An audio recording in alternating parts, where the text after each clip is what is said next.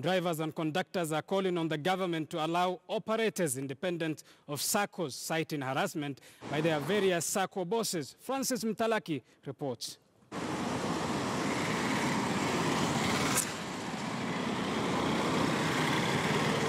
Bus Conductors and the Association of Road Safety in Mombasa has revealed the pain public vehicles operators hide behind the money-making locomotives. Wakati misako kama hii inaendelea, matajiri wetu wenye magari ni wale wa kusema tu wekeni gari siku mbili, msako ikiisha mtarudi. Lakini tunataka kutambulisha serikali ya kwamba sisi kama workers, sisi kama madereva na makondakta, tuko tayari kucomply, tuko tayari kukata dokumenti zote serikali inahitaji. Isipokuwa nao kama matajiri hawatarekebisha gari zao, sisi hatutaruhusu madereva wetu waingie kwa magari yao.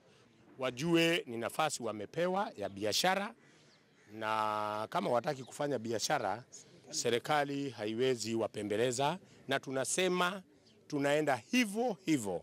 Hakuna gari ya barabarani kama haijahitimu sheria zote za michuki.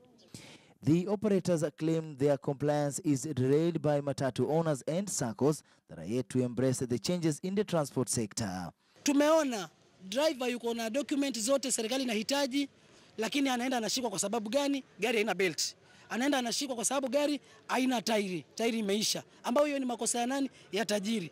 Na iwapo pengine driver wetu atapelekwa kotini, mimi kama chairman ndio natoka hapa, aidha niende Diani, niende Likoni, niende Kwale kumtoa, utakuta tajiri yeye ameenda amechukua gari yake, kama shida ni ya tairi ameenda badilisha tairi, amepeana driver mwingine. Na kutoka hiyo siku tajiri alinisaidia tu kwa muda mchache wakati niko hospitali, ikafikia mahali akaona nimekuwa mzigo kwa sababu hakuna chenye namtilia, ni yeye chake kinatoka, akaniachia familia. Mahali popote ambapo hakuna sheria, dawa inakuwaga kifo.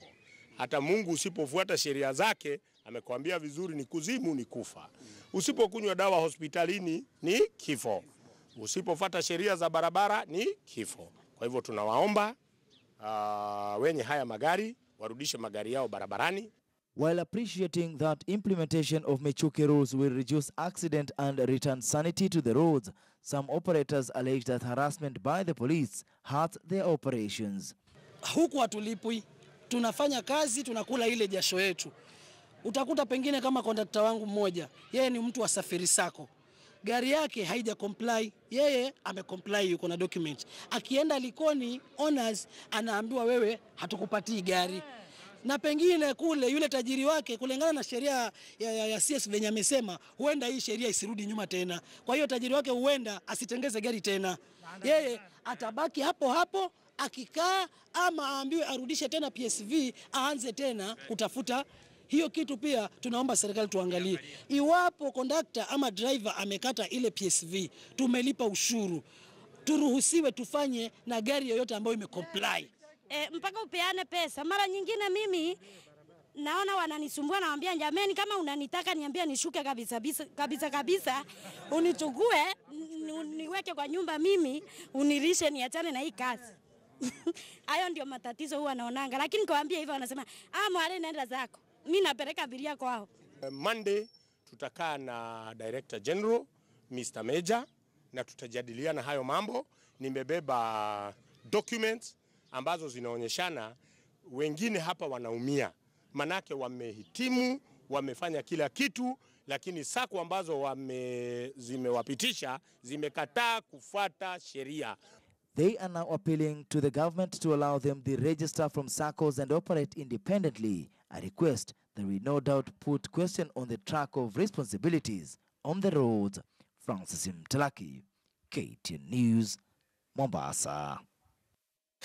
Well, let's cross over to the coastal city of Mombasa, where we are joined by our reporter Francis Mtalaki. Francis, we have seen the operators and the drivers and the conductors decry of harassment from their individual SACCOs. What other options do they have? Well, now they're waiting for the response by the National Transport and the Safety Authority that with regard to that meeting that was held yesterday, they have sent some of the representatives to NTSA so that they'll be able to see some of the matters that can be addressed. But currently, as you can see, there is nothing much to be reported in terms of the transport sector. Nothing has changed. there are very few vehicles that are still plying here. That is with regard to the Matatu sector. Most residents of Mombasa use tuk-tuks that are used to be plying in within the CBD, but now the tuk-tuks are going as far as Bamburi, Changamwe, Jomvu, and such as areas such as Likoni. And looking at the industry, basically, the conductors and the drivers now want the government to be able to come in and rescue the situation so that can be able to have some little cash to be able to run their daily activities. That is the only source of livelihood that they largely depend on. And they say that according to the rules that are set, they seems to be disadvantaged, given that some of the mistakes that happen on the roads are to blame, but they're saying that their bosses also needs to follow the Michuki rules. And so maybe we still wait for what will be going to be happening on Monday with regard to that meeting that is scheduled in Nairobi. Back to you in studio. Indeed, Francis Mtalaki, many thanks for joining us from the coastal city of Mombasa. We take you back to Narumoru, where hundreds of commuters traveling from northern Kenya have been stranded for hours at Narumoru police station. Police in the area have impounded at least 11 vehicles for non-compliance. Ibrahim Karanja is staying on this story, and Ibrahim, the said vehicles had passed a number of roadblocks, according to what we understand. What else do we know as of now? Well, good afternoon, Abubakar Abdullahi.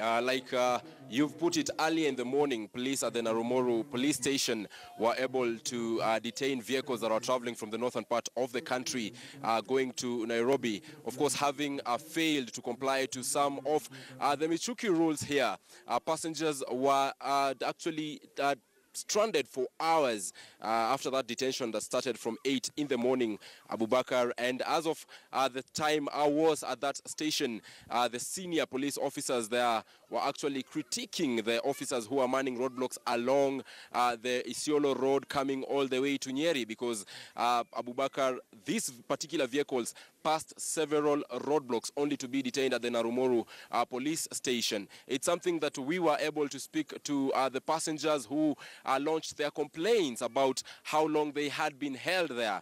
But Abubakar, aside from that story, also here in Narumoru, we have currently hundreds of initiates who are coming out after 2 weeks of traditional teachings after they were initiated here. And right now I'm here, and families and friends have joined together to just be part of this and celebrate as their young men are coming out after circumcision. Abubakar, this is a ceremony that the Kikuyu community holds in high regards, and that is why today in Nyeri County here at Narumoru, a mega celebration is currently ongoing.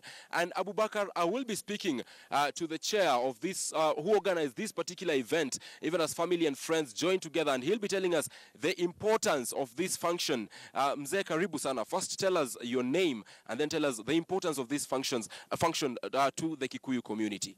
Thank you very much. My name is Gaku Matugeshimo from a village, Mologoro, in county of Nyeri.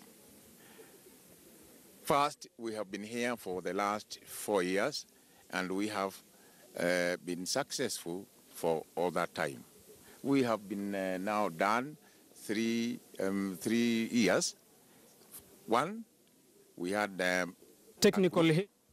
Ranja will be joining us after the break to elucidate further of a story that is following on circumcision, but that will come on your way after this break. We are taking a short commercial break. We'll be back with more news after this break.